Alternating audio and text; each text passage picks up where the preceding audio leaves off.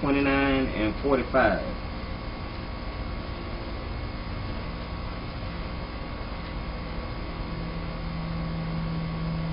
But the Lord dwells amongst his people. He dwells amongst us.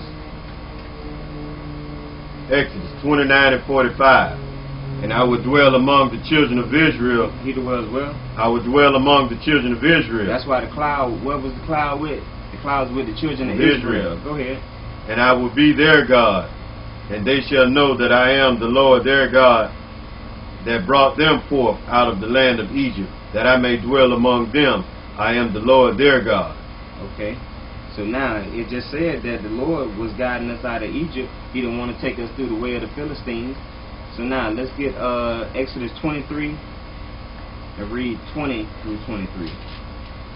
Exodus chapter 23, 20 through 23.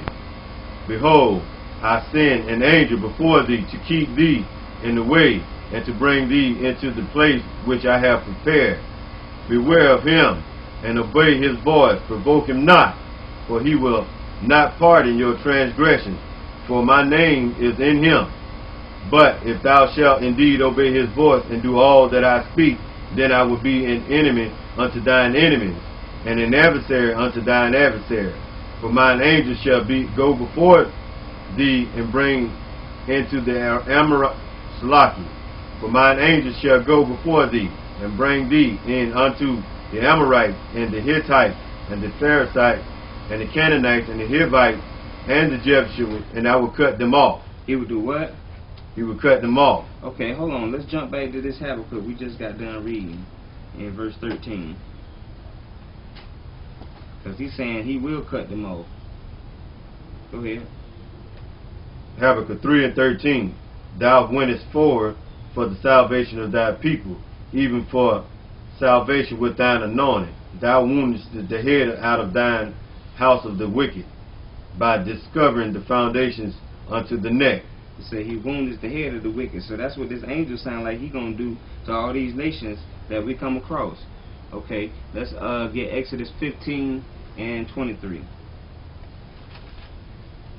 Because we was in Etham. Go ahead. 15 and 23? Yeah. Exodus 15 and 23.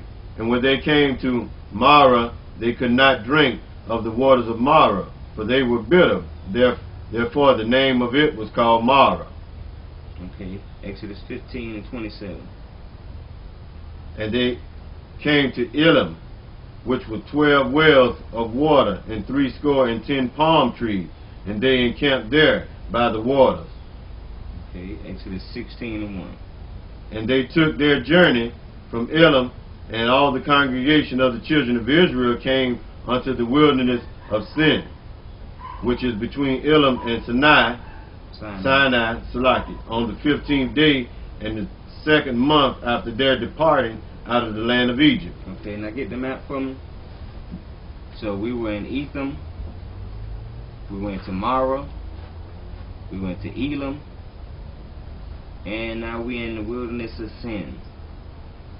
So now this whole time while we making these journeys, the Lord is over us as this cloud by day and this pillar of fire by night. So he's leading us on this way through the wilderness.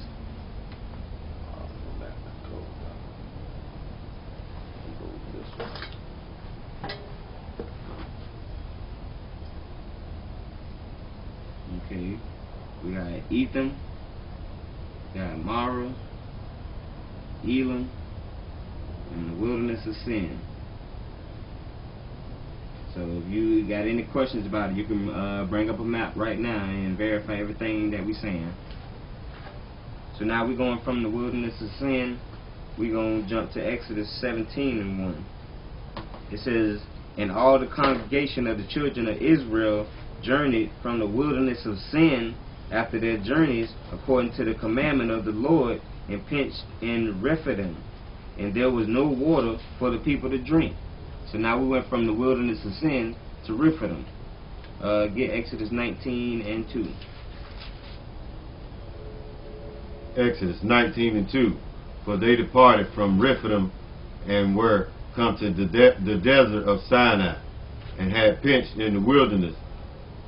and there Israel camped before the mount. Okay, so now they're in Mount Sinai. And let's go to Numbers 10 and 12.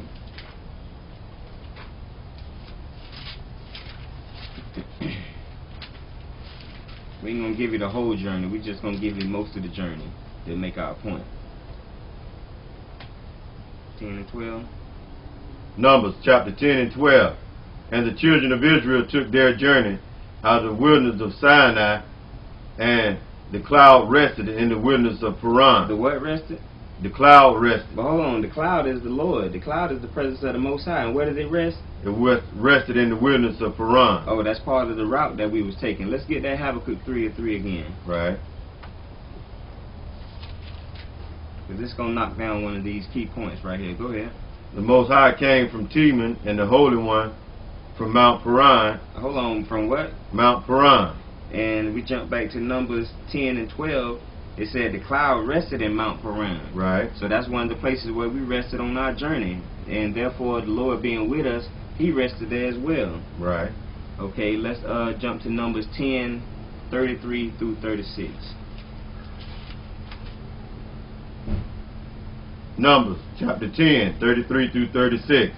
And they departed from the mount of the Lord 3 days' journey, and the ark of the covenant of the Lord went before them in 3 days' journey to search out a resting place for them. And the cloud of the Lord was upon them by day, and they when they went out of the camp.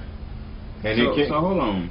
So how did they get that? This talking about something else. They didn't read this part of the scriptures.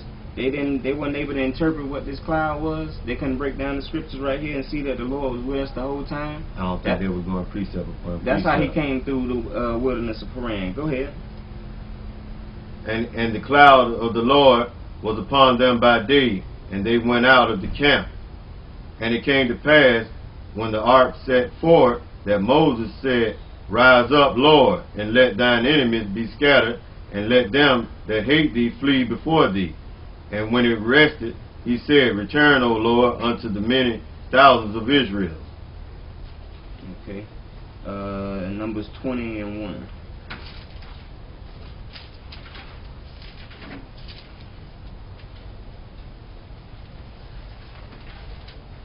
Numbers chapter 20 and 1. Then came the children of Israel, even the whole congregation, into the desert of Zin in the first month. And the people abode in Kadesh, and in Miriam died there and was buried there.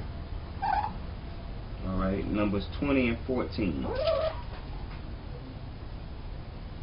Numbers chapter 20, verse 14. And Moses sent messengers from Kadesh unto the king of Edom. The king of what? King of Edom. Thus saith thy brother Israel, Thou knowest all the travail that have befallen us.